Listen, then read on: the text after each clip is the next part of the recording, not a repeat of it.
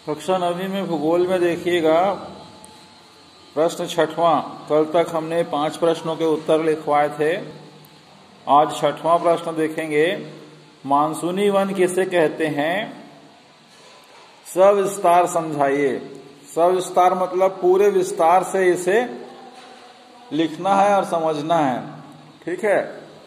जितने भी प्रकार के वन हैं, कहाँ पाए जाते हैं, कैसी स्थिति में उगते हैं, कैसी स्थिति में बढ़ते हैं और किस किस प्रकार के वन इसके अंतर्गत आते हैं, इसके बारे में सविस्तार लिखना है। ठीक है।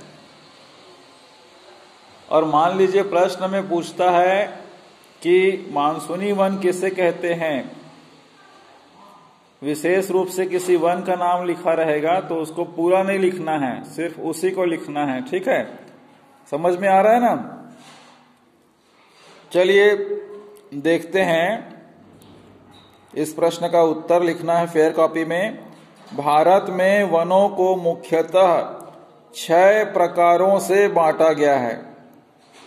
किसको? वनों को। 6 प्रकार के वन पाए जाते हैं। किस किस प्रकार से, किस स्थिति में इन वनों का वर्गीकरण किया गया है। ठीक है।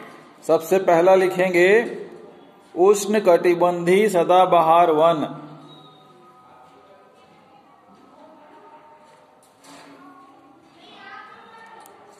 डेश देके लिखेंगे कठोर लकड़ी के सदापर्णीय वन भी कहलाते हैं। ये वन 10 सेंटीग्रेड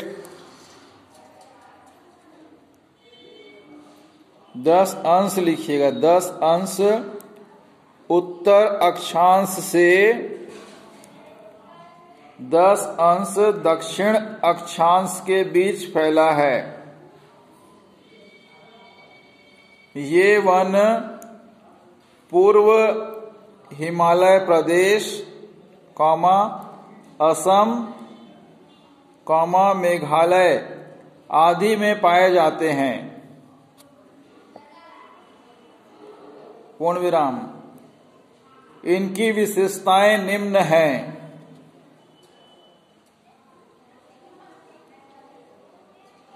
पहला, इन क्षेत्रों का औसत वार्षिक ताप 27 अंश सेंटीग्रेड और औसत वार्षिक वर्षा 200 सेंटीमीटर से अधिक रहती है। पूर्ण विराम।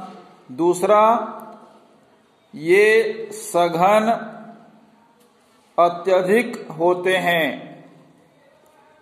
जिसकी वजह से धरातल पर सूर्य का प्रकाश नहीं पहुंच पाता है। पूर्ण विराम। तीसरा लिखेंगे इनमें लताएं अधिक होती हैं, जबकि एक प्रजाति के वृक्षों की छटाई कठिन होती है। पूर्ण विराम।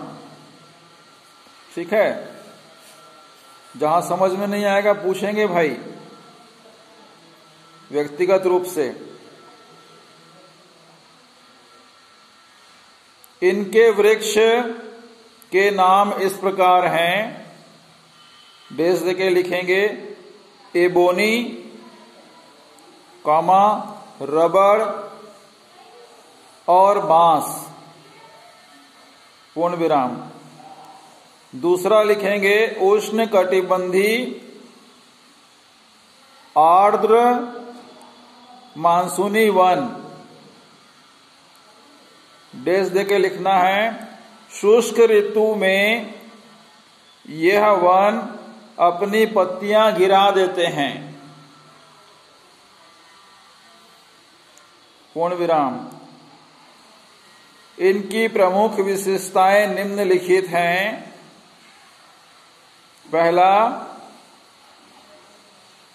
जिन क्षेत्रों में औसत ताप 25 अंश सेंटीग्रेड और वर्षा की मात्रा 100 से 200 सेंटीमीटर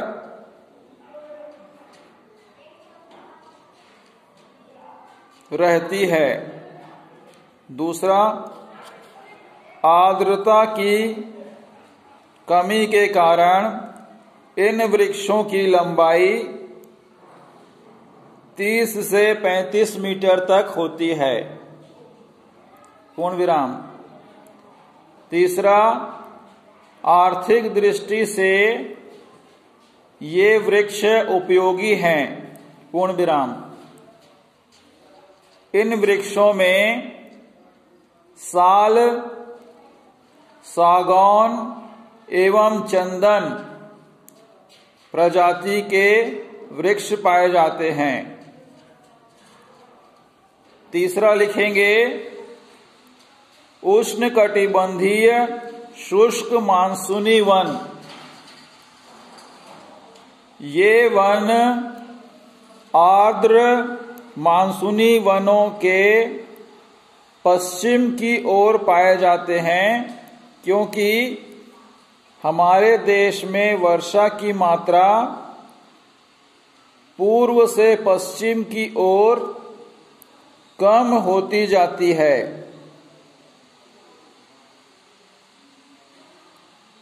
पूर्ण विराम।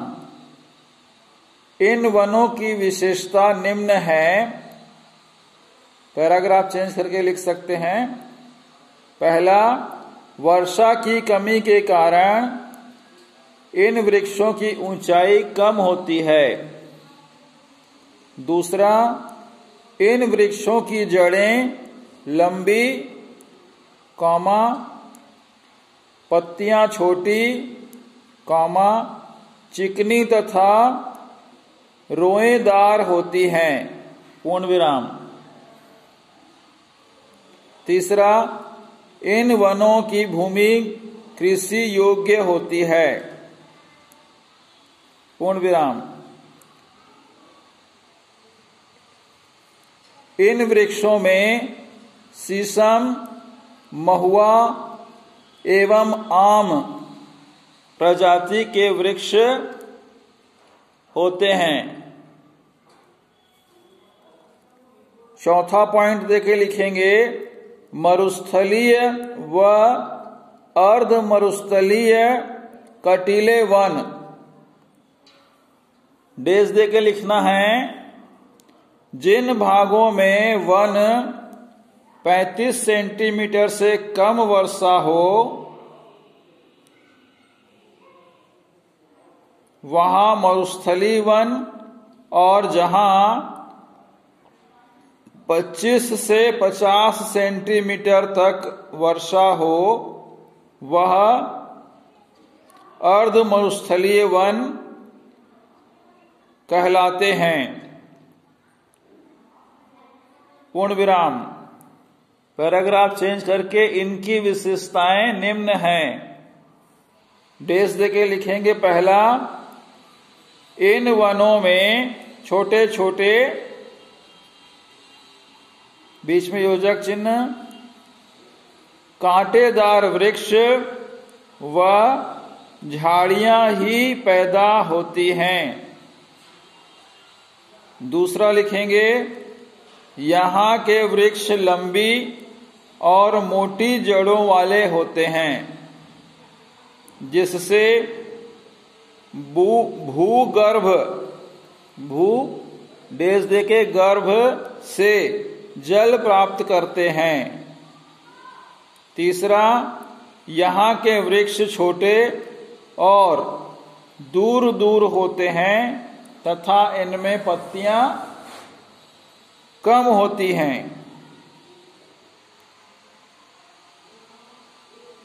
पूर्ण विराम। इन वृक्षों में बेर, बबूल एवं नागफनी मुख्य रूप से हैं। पांचवा लिखेंगे, ज्वारीय वन। डैश दे के लिखेंगे। समुद्र तटीय भागों में नदियों के डेल्टा में ये वन पाए जाते हैं। पूर्ण विराम। नमकीन दलदली भागों के जंगल में यह वन सदैव हरे भरे रहते हैं।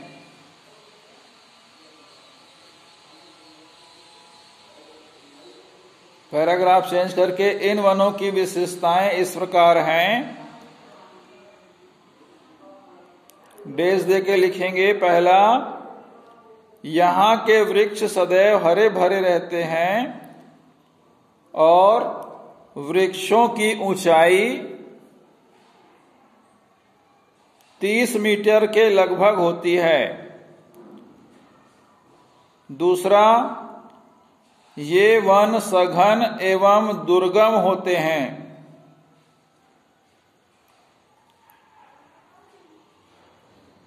तीसरा, यहाँ के वृक्ष अधिक नमी के कारण जड़ें भूमि के अंदर न जाकर भूमि के बाहर निकली हुई होती हैं। पूर्ण विराम। इन वृक्षों में सुंदरी,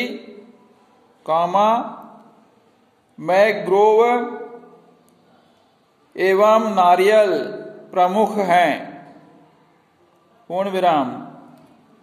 अब छठवां लिखेंगे। पर्वतीय वन। डैश दे के लिखना है। ये हिमालय के ढाल में मिलते हैं और ऊंचाई, ताप और वर्षा के अंतर के कारण वनस्पति में भी अंतर होता है। पूर्ण विराम। पूर्वी हिमालय में वनस्पति की विविधता व सघनता और पश्चिम हिमालय में वनस्पति की विरलता होती है। पूर्ण विराम। इन वनों की विशेषताएं इस प्रकार है। पहला,